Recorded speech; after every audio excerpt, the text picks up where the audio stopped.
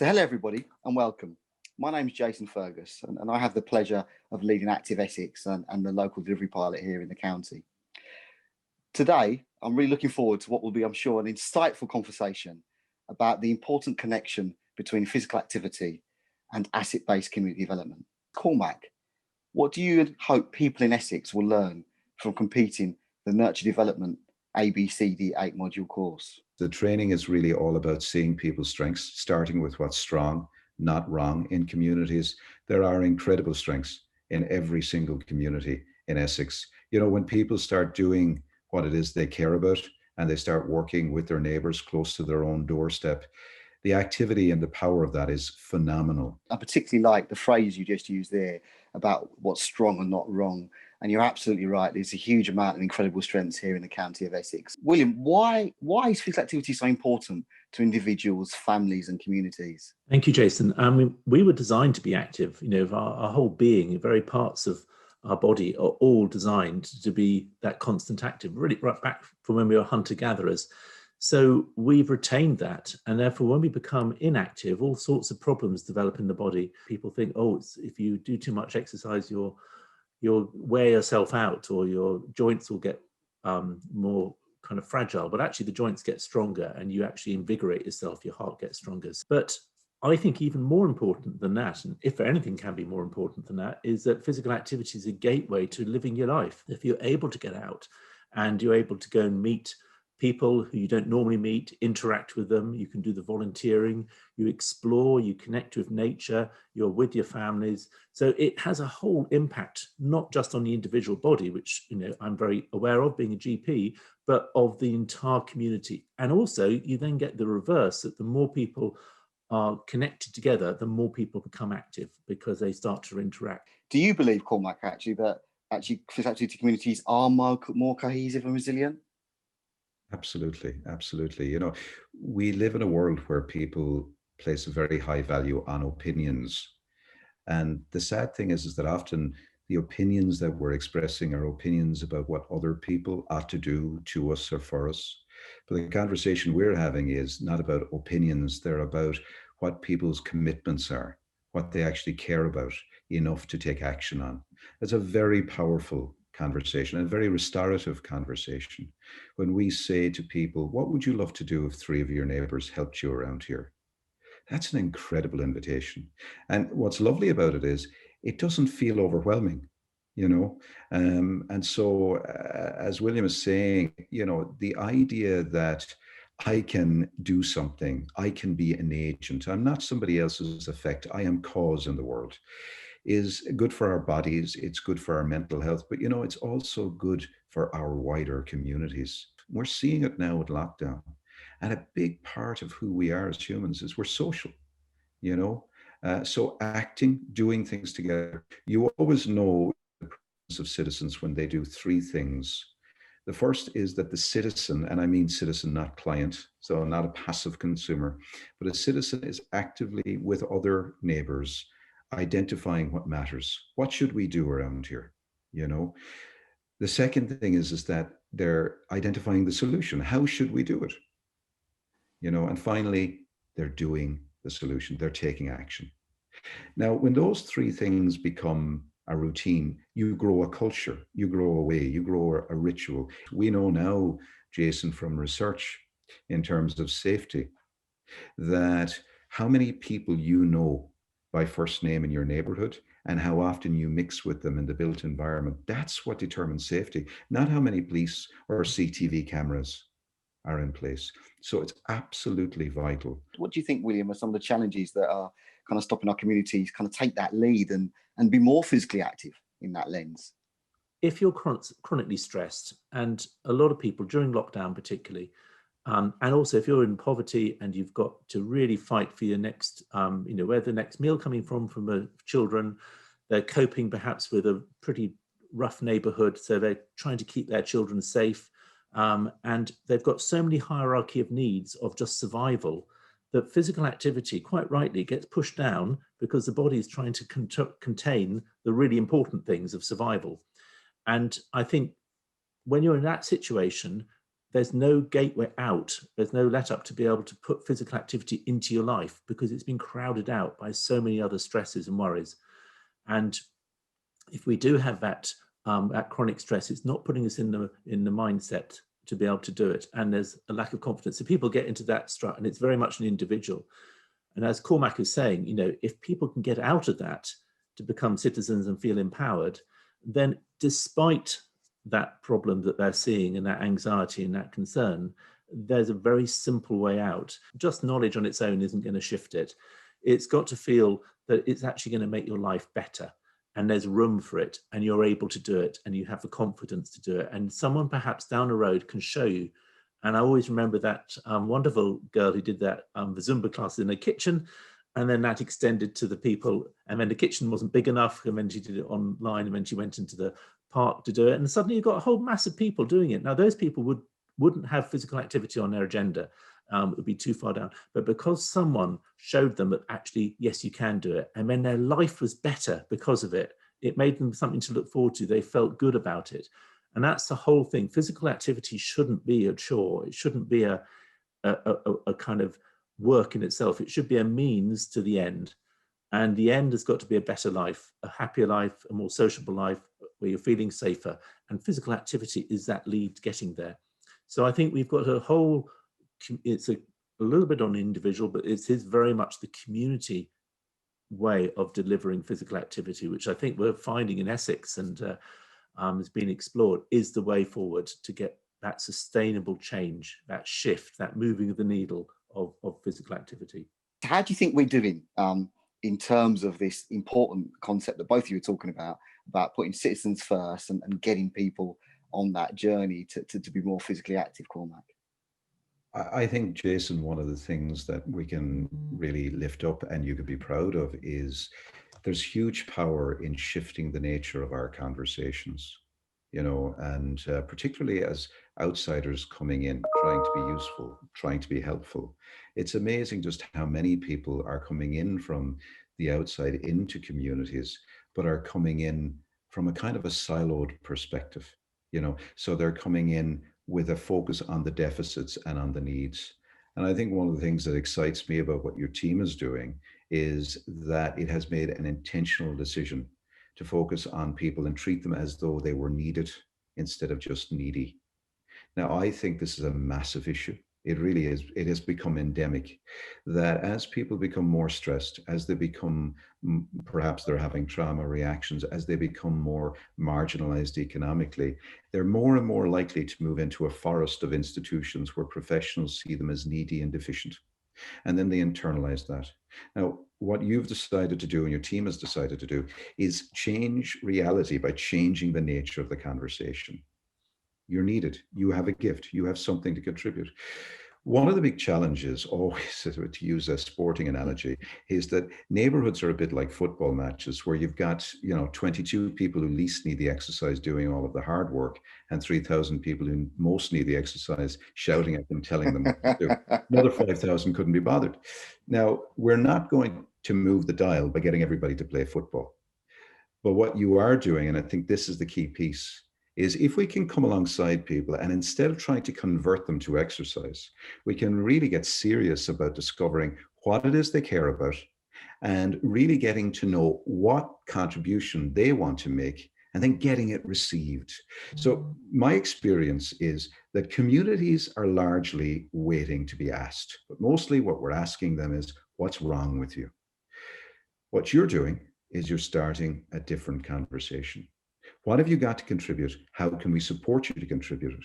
And more importantly, and this is the key, how can we work with the wider community to broker your gift in? A gift is not a gift until it's given.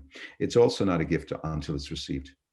So one of the things I think that happens chronically when people stop moving and stop being civic in space, stop contributing, if you like, to the well-being of their community, is they start to doubt their enough. And one of the things your team is saying very clearly is you are enough, you do matter. And there isn't a measuring stick that says, here's what elite looks like, or here's what good enough looks like. Everybody gets to make a contribution. There is no exception.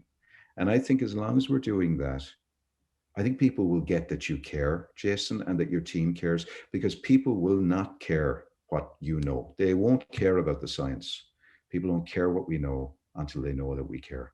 William, really keen to kind of hear your views on our journey thus far in Essex that you've been a key advocate and part of. There's this invisible hand of the council that is also there to support, but it is invisible.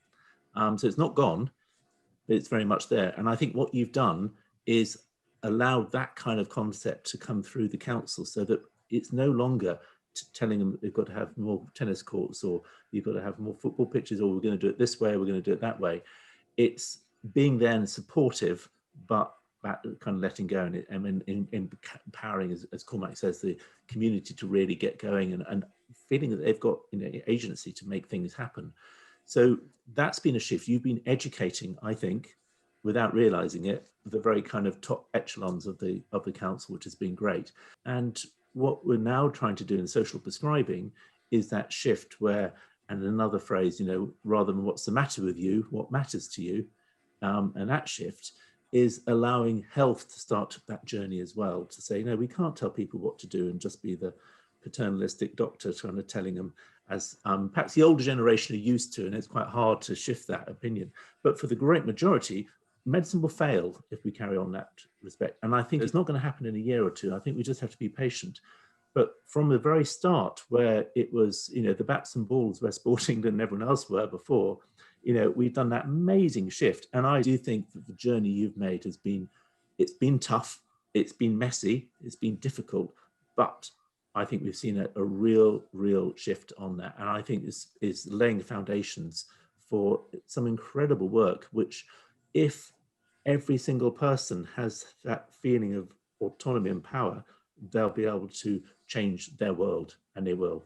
My next question about what we've learned from COVID thus far, particularly in relation to the importance of an asset-based community approach, and of course being physically active. I think the learning is huge. And I suppose I keep thinking, you know, as people start to expand their consciousness and understanding, to that we may be actually a year into a 3-year cycle, that we may need to actually intentionally build anti-fragility into our communities, because there may be other, in fact, there will be other pandemics, that we may need to adjust our lifestyles. And so that's a big question. You know, how do we organize our lives? Right now, people, I think, are trying to be inventive.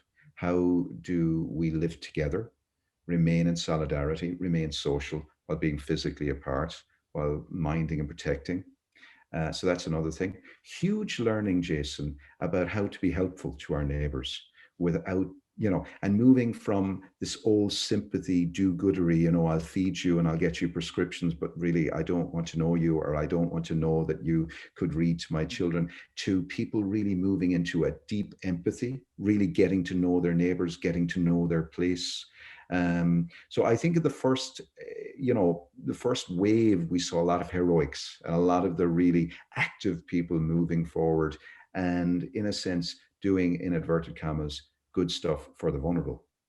I think what we're learning now is that actually past vulnerability, everybody is valuable, you know, and I suppose such incredible learning and tragedy around the economic crisis that people are in right now and are going to be in for quite some time, and how some people, we're all in the same storm, but we're not all in the same boat.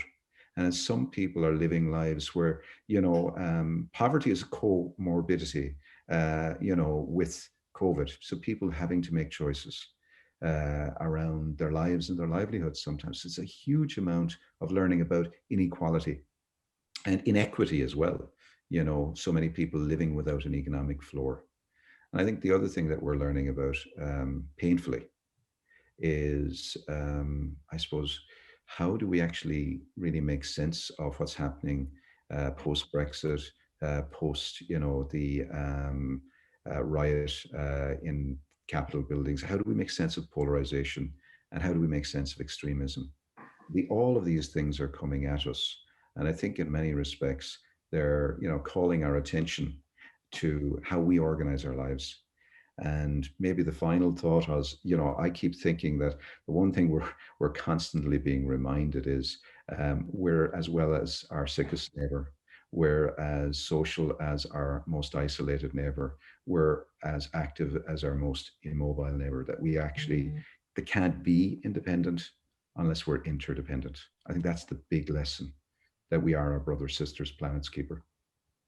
When I look back in the general practice pre-COVID, and we look at what was going on with climate change, and we were looking about what was going on with our biodiversity and nature, and how we were dealing with inequalities, all those big questions, we weren't addressing them at all. We were on a superficial path, and it was froth. It was consumerism was still very much dominant, and that's been kind of kicked away.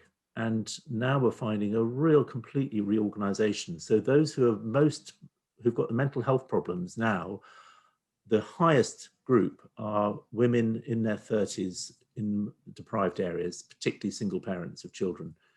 And they have literally nothing beneath them. And if they say that platform is gone, they are really struggling. And the elderly actually are not struggling so much. So they've got some of that resilience in them.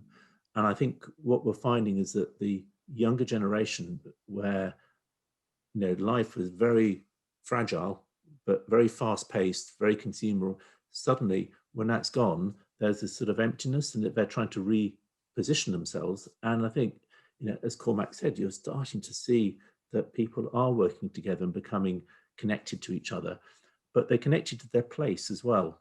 So the parks and the green spaces and the footpaths and the trees, people are starting to rediscover what's on their doorstep. They don't need to have a package holiday off to Mexico to be able to identify peace. They can find it right on their doorstep. And I think that connection to the nature, which we found particularly in the first wave, when, of course, it was a lovely spring. And I think that has stayed. And all research from Natural England and others have shown that there's been this connection, which is great to nature.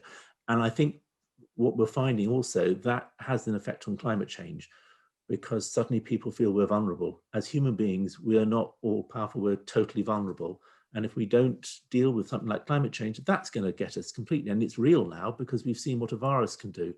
So that, and I think there's almost a little bit of kind of, anger coming up, that people are saying, we really are not going to put up with this. Sorry, you generation earlier, but us younger generation are going to take hold of this and grab it. And I think COVID has really helped to galvanize people's actions into that, because it's created a frustration.